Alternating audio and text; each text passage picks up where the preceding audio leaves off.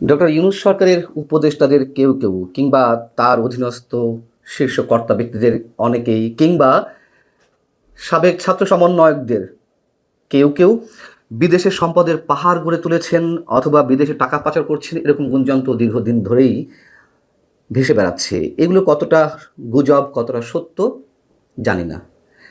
তবে বাস্তবতা হচ্ছে যে উপদেষ্টাদের কেউই এখনো পর্যন্ত তাদের সম্পদের হিসাব জমা দেয়নি, যেই সরকারের মেয়াদ শেষ হওয়ার বিষয়টি একেবারেই অন্তিম মুহূর্তে রয়েছে।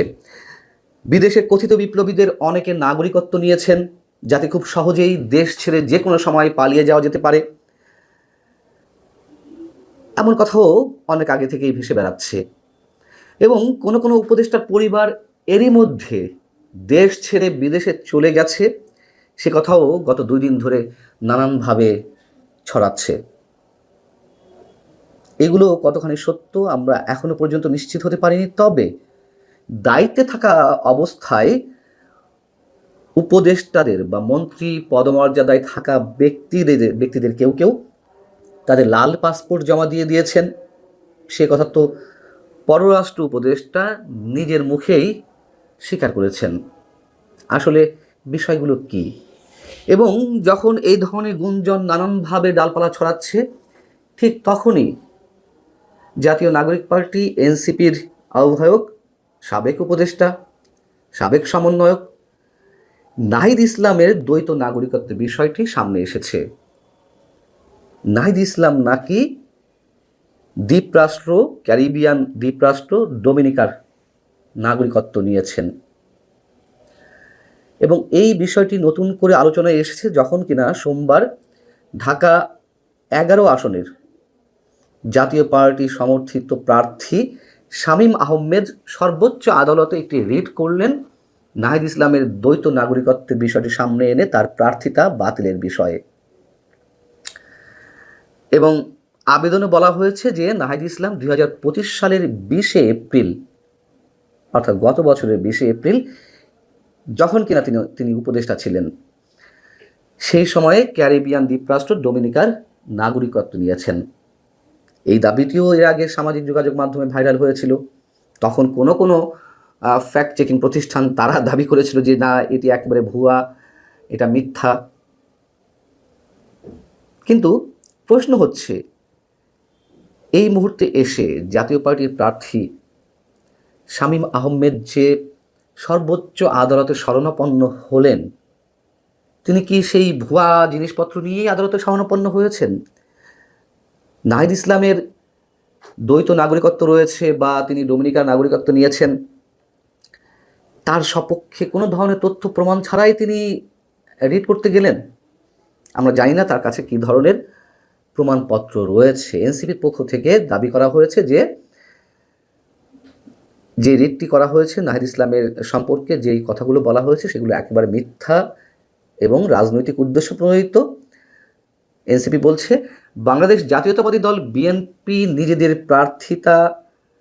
প্রার্থীর দ্বৈত নাগরিকত্বের ইস্যু ধামাচাপা দিতে জাতীয় পার্টিকে দিয়ে এই অভিযোগ তুলেছেন। জাতীয় পার্টির প্রার্থীকে দিয়ে এই অভিযোগ তোলার কী দরকার ছিল? তারা তো নিজেরাই তুলতে পারত। উল্টো বিএনপিকে ব্লেম করার চেষ্টা। যাই হোক, সেটি অন্য বিষয়। এখন প্রশ্ন হচ্ছে যে এত দেশ থাকতে নাহিদ ইসলামদের মতন কেউ কেউ যদি সত্যিই ডোমিনিকার নাগরিকত্ব নিয়ে থাকেন, কেন ডোমিনিকাতেই নিতে হলো? সুবিধাটা কি? এ বিষয়ে একটু বলি। ডোমিনিকা উত্তর আমেরিকার একটি দেশ এবং ক্যারিবিয়ান সাগরের লেসার অ্যান্টাইলস অঞ্চলে অবস্থিত। এর বিশেষত্ব হচ্ছে এই দেশের সরকারি কোষাগারে কেউ যদি $1,00,000 অনুদান দেয় অথবা রিয়েল এস্টেট ব্যবসায় যদি কেউ $2,00,000 বিনিয়োগ করে, তাহলে খুব স্বাভাবিকভাবেই সেই ব্যক্তি ডোমিনিকার নাগরিকত্ব পেয়ে যান। এবং সুবিধা হচ্ছে এই নাগরিকত্ব অর্জনের জন্য কোনো প্রকার শিক্ষাগত বা পেশাগত যোগ্যতারও প্রয়োজন পড়ে না এবং আবেদনের 3 থেকে 6 মাসের মধ্যেই নাগরিকত্ব মিলে যায়। দেশের যে কোনো পরিস্থিতি, মানে বাংলাদেশে যারা এখানে নাগরিকত্বের জন্য আবেদন করেন এইসব ক্রাইটেরিয়া মেনটেন করে, তারা যে কোনো সংকটময় মুহূর্তে যাতে দ্রুত দেশ ছাড়তে পারেন সেই উদ্দেশ্যে মূলত এখানে নাগরিকত্ব নিয়ে থাকেন অনেকে। এবং আমরা জানি আরও কিছু দ্বীপরাষ্ট্র রয়েছে যেখানকার সুযোগ সুবিধা এরকমই। আমরা দেখেছি আওয়ামী লীগ আমলেও কেউ কেউ এরকম দেশগুলো নাগরিকত্ব নিয়ে রেখেছিল। এখন বিষয় হচ্ছে যে যা কিছু শোনা যাচ্ছে, যা কিছু গুঞ্জন আকারে ছড়াচ্ছে, তার সবই কি মিথ্যা? যেটি বলছিলাম যে নির্বাচনের আগ মুহূর্তে উপদেষ্টাদের অনেকেই, একজন দুজন নয়, অনেকেই তাদের লাল পাসপোর্ট যে জমা দিয়েছেন সেটিতে সন্দেহ এবং প্রশ্ন তোলার যথেষ্ট সুযোগ রয়েছে। দায়িত্বে থাকা অবস্থায় ডিপ্লোম্যাটিক পাসপোর্ট সমর্পণ করার ঘটনাকে বিরল হিসেবে উল্লেখ করছেন কূটনীতিবিদদের অনেকেই, এবং এ নিয়ে বিবিসিতে একটি বিস্তারিত প্রতিবেদন বেরিয়েছে। এদিকে ট্রান্সপারেন্সি ইন্টারন্যাশনাল বাংলাদেশ, যার নির্বাহী পরিচালক ডক্টর ইউনূস সরকারের খুবই ঘনিষ্ঠজন, তিনি একটি কমিশনের দায়িত্ব পালন করেছেন। দুর্নীতি দমন কমিশনের সংস্কারে তিনি যে প্রতিবেদন সেটি তার হাত দিয়ে দেওয়া। টিআইবি কয়দিন আগে একটি সংবাদ সম্মেলন করল এবং প্রতিশ্রুতি থাকা সত্ত্বেও, এমনকি সরকারের পক্ষ থেকে প্রজ্ঞাপন দেওয়া সত্ত্বেও, সরকারের শেষ মুহূর্তে এসেও কোনো উপদেষ্টা তাদের সম্পদের হিসাব জমা দেয়নি। কেন জমা দেয়নি? লাল পাসপোর্ট জমা দিচ্ছেন, সম্পদের হিসাব জমা দিচ্ছেন না। লাল পাসপোর্ট জমা দেওয়ার অর্থ হচ্ছে সাধারণ পাসপোর্ট নিয়ে যাতে আগে ভাগে ভিসা করে রাখা যায়, খুব সহজেই দেশ ত্যাগ করা যায় যে কোনো মুহূর্তে। ব্যাখ্যা করলে তো এই কারণগুলোই বেরিয়ে আসে। তাহলে নাহিদ ইসলামরা ডোমিনিকাতে আমি যদির কথা বলছি, নাগরিকত্ব নিয়েই থাকে, যেই অভিযোগটি উঠেছে সেগুলো কি একেবারেই অস্বাভাবিক কিছু? এবং ডক্টর ইফতিখারুজ্জামান যে সংবাদ সম্মেলনটি করেছিলেন উপদেষ্টাদের সম্পদ প্রকাশের বিষয়ে, তিনি কি বলেছিলেন? বর্তমান সরকারের সময়েও দেশের দুর্নীতি অব্যাহত রয়েছে এবং অন্তর্বর্তী সরকারের উপদেষ্টাদের সম্পদের হিসাব প্রকাশ না করা ভবিষ্যতের জন্য একটি খারাপ দৃষ্টান্ত হয়ে থাকবে।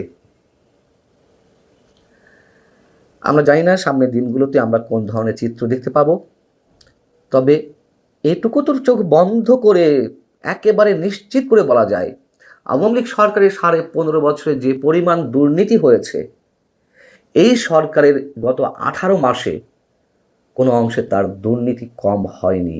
বরং সরকারের শেষ সময়ে এসেও যে বড় বড় চুক্তি করা হচ্ছে, বড় বড় মেগা প্রকল্প হাতে নেওয়া হচ্ছে একেবারে অন্তিম মুহূর্তেও, সেটি নিয়েও গত কয়েকদিন ধরে গণমাধ্যমে ক্রমাগতভাবে যে রিপোর্টগুলো প্রকাশিত হচ্ছে, সেই সবের পেছনে আসলে কি কারণ লুকিয়ে রয়েছে?